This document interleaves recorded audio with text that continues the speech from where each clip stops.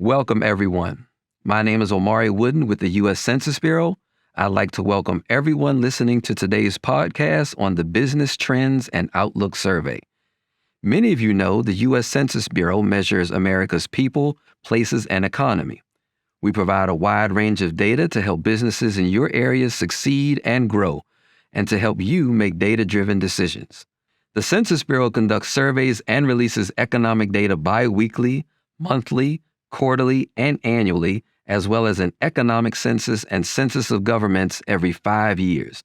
We provide data on all non-farm sectors of the economy, including construction, manufacturing, wholesale trade, retail trade, and services, as well as providing data on international trade. In 2019, the Census Bureau began producing experimental data products, innovative statistical products created using new data sources and methodologies.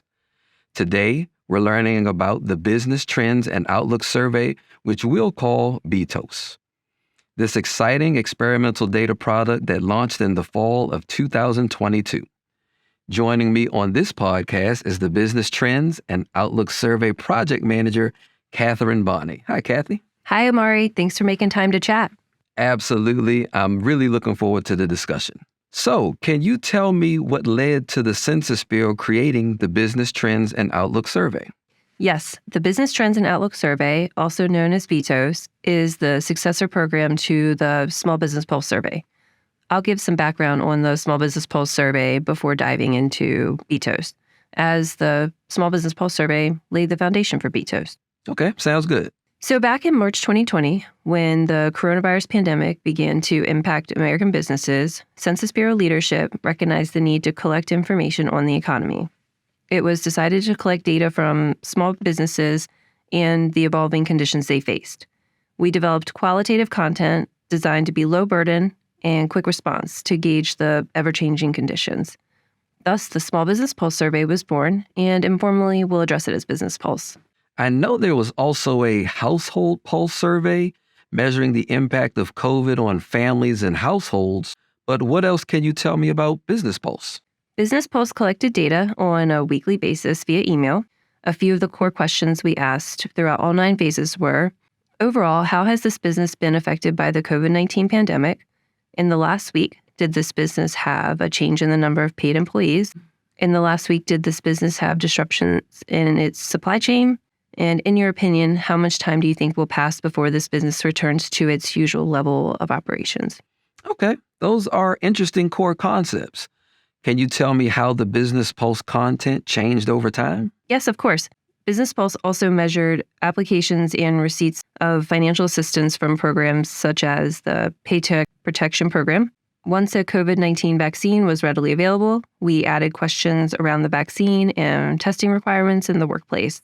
In summary, we had a core set of questions that never changed throughout the phases and other questions that vary by phase as we tried to cover topics pertinent to the situation at that time. Okay, that makes sense. Yes, data users found the Business Pulse data very insightful and helpful. What's really amazing to me is that the Census Bureau took Business Pulse from a concept to publication in just 39 days, with a bunch of small teams working together. Whoa, that's a fast turnaround. How long were you running the Business Pulse survey? I was the project manager from the beginning to end. Data collection ran for roughly 2 years, between April of 2020 through April of 2022. It was the Census Bureau's first ever email-only survey and was conducted in 8 9-week phases. Yeah. We'd take 4 to 6 week breaks in between phases to plan our next phase, evaluating content, doing cognitive testing, and making instrument changes. That is extremely timely. As so many data users are used to our monthly and annual releases, this is coming out even faster.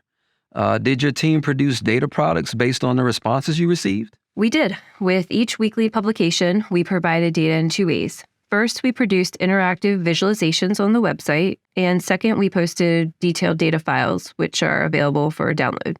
All visualizations, they're still available online, by the way. All of our visualizations provide the ability to toggle between estimates at the national level or by sector, state, or metropolitan statistical area, MSA. So once Business Pulse concluded, we created a summary page with data visualizations covering the entire 2-year period of data collection. Yeah, those are great tools, as I've referenced them for a wide range of data user inquiries. But hey, we are here to talk about BTOS. Yeah, that was quite the lead-in, but necessary background information. Data from Business Pulse is available at portal.census.gov/pulse/data. Yep, that was very helpful. Thanks for sharing that link. So tell us, how did all that work turn into a brand new survey measuring business trends? Great question. Census Bureau leaders knew there was a need to continue to produce near real-time data products to capture a true ongoing pulse of the economy and the impacts of unforeseen events on the economy. So can you walk me through the BTOS development process? Yes, so a key change from stakeholder feedback is BTOS has continuous data collection versus Business Pulse. As I mentioned, that had a 4 to 6 week break in between phases.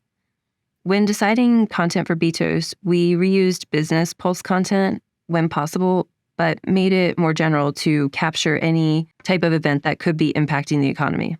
Also, content looking 6 months ahead was added. So you said make content more general. Can you give me an example of what that means? Yes, of course. We learned from Business Pulse that data we collected shed lights on events beyond just the pandemic. For example, the large winter storm that hit Texas in 2021 that left large numbers of homes and businesses without power for almost a week. Right. We were able to pick up this huge impact in our Texas data. We saw drops in revenue and hours worked and increases in temporary closures. Appreciate that. Sounds like BTOS will provide a lot of insight, not just nationally, but also at the state level. Yep, that's one of our goals. So speaking of goals, what are the initial goals for BTOS? Leadership has been clear that BTOS will not be a finished product with the initial release. As more research is done, the scope will prove to be progressive and incremental. The initial launch covers all single-unit businesses, meaning businesses with just one location, regardless of their size. This is an expansion from Business Pulse, which capped to businesses with fewer than 500 employees. The BTOS team is currently brainstorming on how to expand to the next wave to include multi-units, which are businesses with more than one location. Okay, tell me about the BTOS content. What kind of things are you collecting? Yes, BTOS collects information on a wide range of business conditions, including current performance, as well as changes in revenue, employment, hours worked by paid employees, supply chain impacts, and price changes. So most concepts, businesses are asked about previous 2 weeks and for a 6-month projection. Some 6-month projection examples are 6 months from now, do you think this business will have difficulties hiring paid employees? And 6 months from now, how do you think the time it takes for this business to receive deliveries from suppliers will have changed? Okay, one of the unique elements about BTOS is the projection into the future. We're so used to previous reference period, but this is looking forward. Yes, this is one of the first business surveys to have forward-looking content, which again creates a unique data tool for our data users. We're excited. Absolutely. So what can you tell me about the BTOS sample? The BTOS data represents all single location employer businesses in the U.S. economy, excluding farms. The sample consists of approximately 1.2 million businesses. Data collection will occur every 2 weeks. Very interesting. How often will this data be published? And what geographic levels will be available? For now, BTOS data will be published every 2 weeks with estimates at the national level, as well as state, sector, 3-digit subsector, the top 25 most populous metropolitan statistical areas, and employment size. Additionally, multi-dimensional estimates are available for state by sector, state by employment size, and sector by employment size. Now, didn't you have a recent publication? We did. BTOS started data collection in July and released the first data on October 13th and has continued to do so every other Thursday. Recent estimates show that businesses have reported widespread input and output price increases, and when looking to the future, they become even more so. Fascinating. Well, I think we're running up on time, and we have covered a lot. Yes, we have. It's been great chatting. Thanks, Kathy. for this great overview of the Business Trends and Outlook Survey. If you found today's podcast informative and helpful and you would like to learn more, please visit us at www.census.gov. If you want to learn more about BTOS data, please visit us at www.census.gov/HFP/BTOS/data. Thanks again for listening, and we look forward to sharing more with you very soon.